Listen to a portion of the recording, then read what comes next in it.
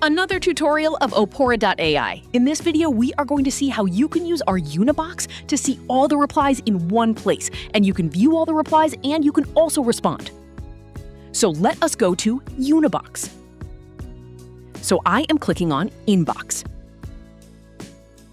So in here, you will be able to see all the replies that you get. So you can also filter the emails based on the status of the replies, you can select the campaign through which you got the replies, also you can select the mailboxes as well. So you will be able to see all the read and unread emails, and also you can select a particular mailbox to see all the replies. So it is like you do not have to shuffle between the multiple mailboxes. It is a central hub where you can see all your replies and all the emails in the same place. So it is not like you will be able to see only the replies. You can compose emails as well.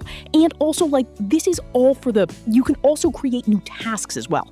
So for composing, it is for sending new emails, but for the ones that we have gotten the replies, you can directly send replies from here itself.